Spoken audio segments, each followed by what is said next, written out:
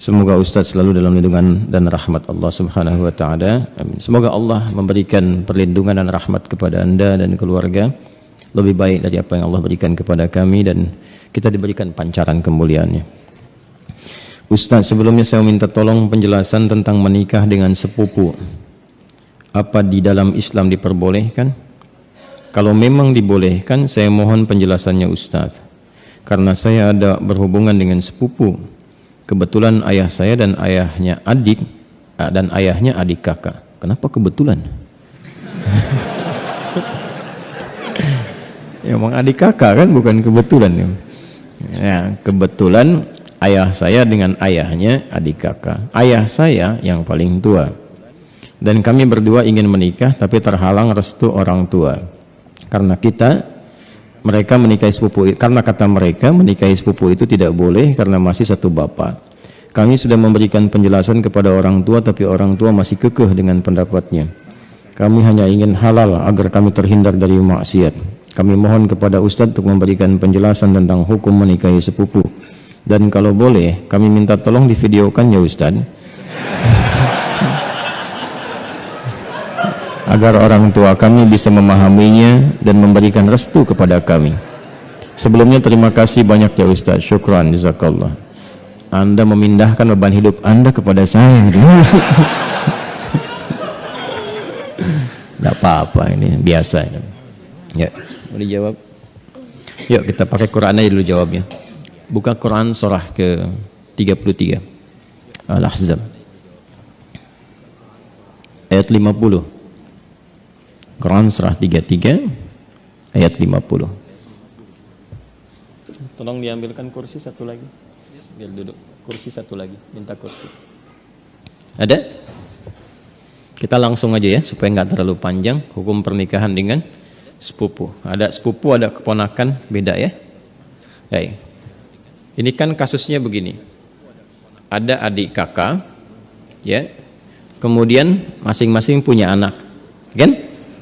Anaknya ini saling punya rasa, ya, saling mencintai.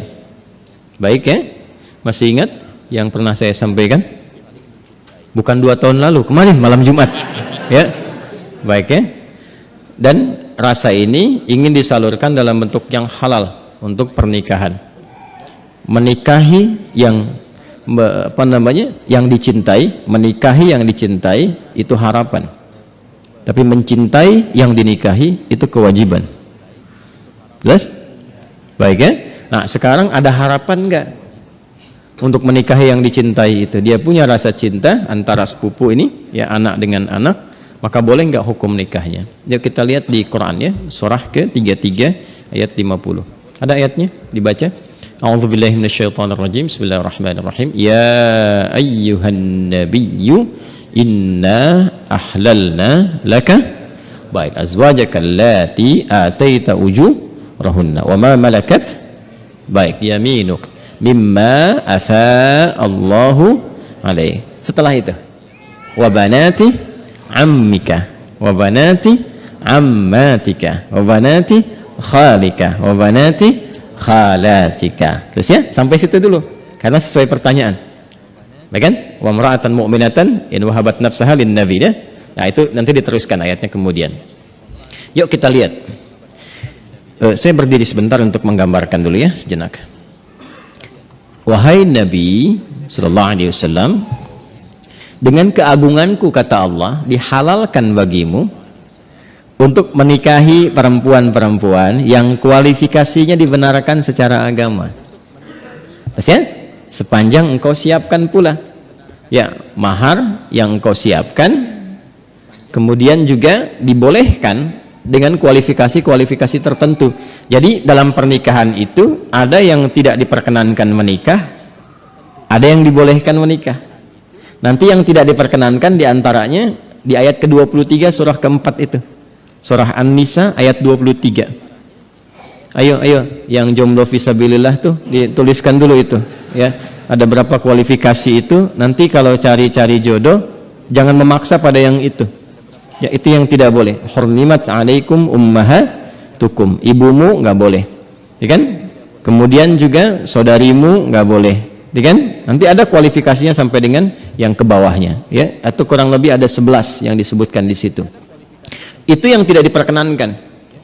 Nanti ayat 12-nya sebagai tambahan.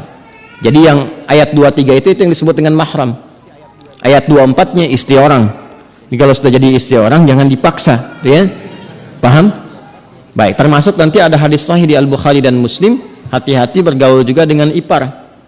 Ya, karena itu bisa menanamkan panah-panah setan, ya, menghadirkan dalam jiwa itu benih-benih seperti rasa suka. Itu hati-hati, bisa jadi pengantarnya curhat, ya, lama-lama hilang gitu. Nah, itu yang dipersoalan, ya. Saya tidak ingin lompat terlalu jauh, kita kembalikan. Nah, itu yang dilarang, yang tidak diperkenankan. Yang boleh siapa saja dari jalur kekerabatan, ya. Di An-Nisa ayat 23, ibu nggak boleh, bibi nggak boleh, gitu kan? Bibi, kemudian baik itu dari pihak ibu ataupun dari pihak ayah, ya. Kemudian saudari nggak boleh, sepersusuan nggak boleh, gitu kan? Menantu nggak boleh, ya. Kemudian nanti ada anak-anak bawaan juga dari istri yang dinikahi, itu nggak boleh. Menyatukan, ya, adik kakak itu nggak boleh. Baik, istri orang itu nggak boleh. Di luar itu yang boleh apa? Ya, di luar itu yang boleh apa? Teruskan.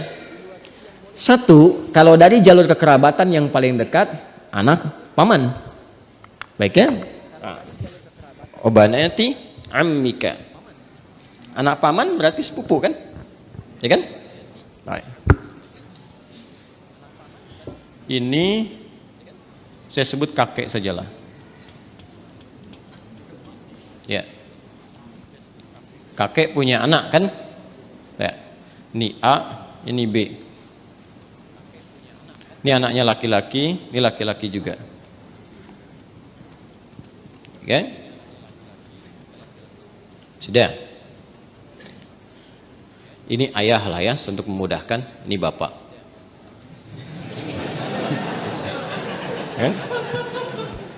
Kan punya anak kan?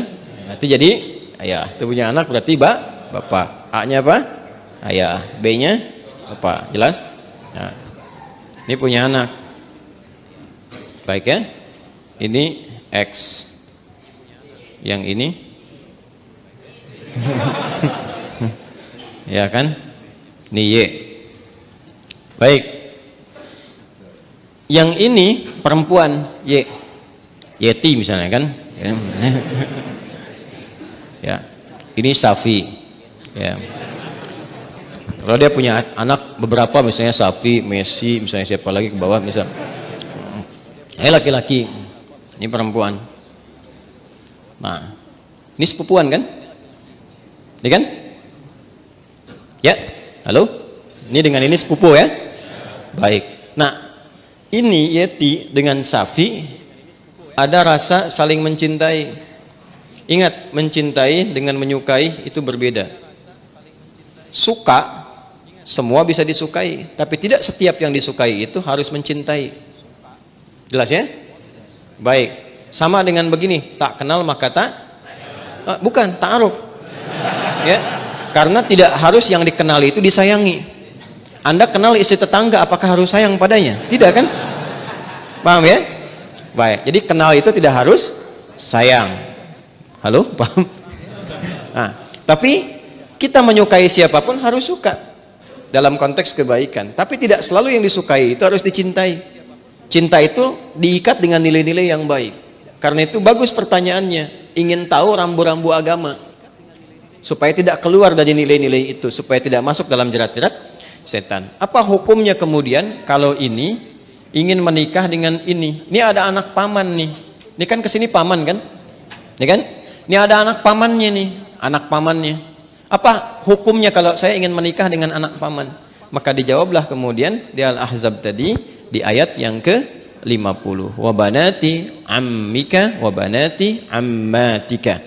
Ya, wa banati khalika wa banati khalatika. Am itu paman dari ayah. Khal paman dari ibu. Ammah, ammatun, ya, itu bibi dari ayah. Jadi ayah misalnya punya saudari perempuan. Bibi kan? Ya. Baik, ibu kan punya juga ya, saudari ya. Nah, dari ibu itu disebut dengan khalun dan khalatun, dari ayah disebut ammun dan ammatun. Jelas? Baik. Jadi hukumnya kalau ingin menikah antar sepupu boleh-boleh saja karena ini bukan mahram. Ya. Jelas? Sampai sini boleh. Kalau ditanya apakah boleh menikah antar sepupu? Boleh. Sepanjang tidak ada sebab-sebab lain yang mengharamkan itu.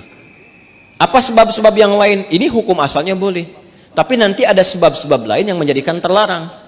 Misal, ini hukum asal boleh, tapi ternyata ibunya Safi misalnya saat Safi lahir, ASI-nya macet. Maka minta kepada ibunya Yeti untuk bisa di-share ASI-nya. Ya kan? Halo? Ada yang salah? Share, like, and comment, ya kan? Baik. Kalau ini kemudian mendapatkan ASI yang sama dari ibunya Yeti, ya, sini ada ibu misalnya. Jadi saudari atau saudara sepersusuan. Dia walaupun sama-sama sepupu tidak menjadikan keduanya boleh menikah karena ada hubungan mahram birradha'ah. Tapi kalau di luar itu aman misalnya, bukan saudara atau saudari sepersusuan dan tidak ada faktor-faktor lain yang menjadikan ini terhambat, maka boleh-boleh saja. Tidak ada masalah di situ. Jelas? Sekalipun ada kebolehan, tapi tetap ditempuh dengan cara yang terhormat. Ya, jadi tidak boleh misalnya kawin lari, capek, sambil lari nikah gitu kan? Tidak, jangan. Tetap sekarang cari cara untuk memahamkan dengan cara yang baik dan bermohon kepada Allah kalau memang diniatkan ibadah, niat ibadah dengan cara yang benar, dengan cara yang baik, sifatnya nanti akan dibimbing oleh Allah dengan cara yang baik. Ada doanya untuk melembutkan hati orang tua misalnya, ditampakkan nilai-nilai kebaikan. Jadi kalau ada penolakan dengan karakter, dibalas dulu dengan akhlak. Biasanya akhlak itu melembutkan hati.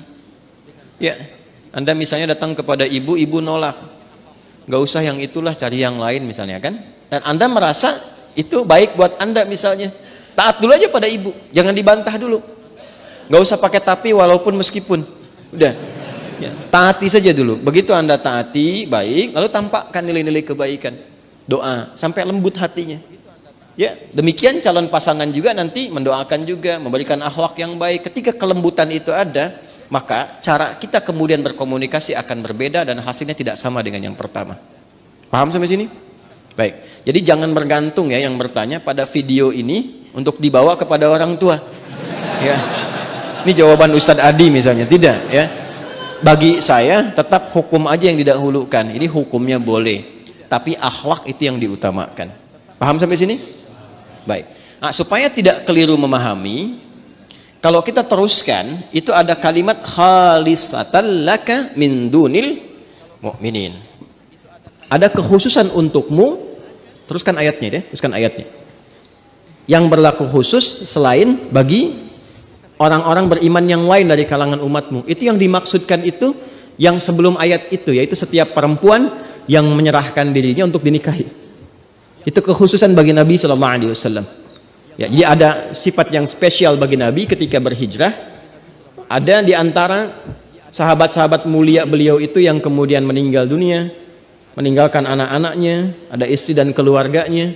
Ya, kemudian Nabi diperintahkan oleh Allah Subhanahu wa taala bagi perempuan-perempuan tertentu khusus, jika Nabi meridainya, akhlaknya, kemuliaannya, kebaikannya, support untuk dakwahnya, dan dia datang untuk menyerahkan dirinya untuk dinikahi, boleh-boleh saja, silahkan gitu kan. Atau perempuan-perempuan umum, dalam arti bukan yang telah bersuami ditinggal, meninggal dunia, ya, yang masih status single dan sebagainya, yang Nabi ridai kualifikasinya boleh dinikahi. Sedangkan dalam standarnya kan mesti ada wali kan. Nah, kalau bagi Nabi itu khusus. Ya, bagi Nabi khusus, tidak berlaku umum. Jadi nanti harus pandai baca-baca ayat. Ada yang khusus untuk Nabi, ada yang umum berlaku untuk umatnya. Di ayat ini ada dua kualifikasi. Ada yang umum sifatnya seperti menikah antar sepupu itu, ada yang khusus sifatnya seperti perempuan yang datang sendirinya untuk minta dinikahi. Jadi nggak boleh misalnya ada ustadz, ada dari akhwat datang, ustadz silahkan nikahi saya. Ya, misalnya kan, tuh. Walinya mana? Nggak apa-apa, saya jadikan Allah sebagai wali saya. Nah itu nggak boleh. Paham ya? Itu nggak boleh hukumnya. Jelas? Nah itu diantara yang ditemukan. Nah, karena ini ada kisah kenapa ayat ini turun. Salah satunya kisah Sayyidah Maimunah Al-Ansariyah Ya, ada kisah menyebutkan demikian, ada kisah menyatakan Zainab Al-Ansariyah datang kepada Nabi sallallahu alaihi wasallam menyerahkan diri beliau untuk dinikahi. Jika memang ada nilai-nilai kebaikan yang bisa disupportkan untuk dakwah Nabi, maka direspon dengan turunnya ayat ini. Itu yang disebutkan oleh Imam Ibnu Jarir At-Tabari dalam tafsirnya, ya, tafsir At-Tabari atau Jami' Al-Quran di jilid yang ke-12 halaman 29.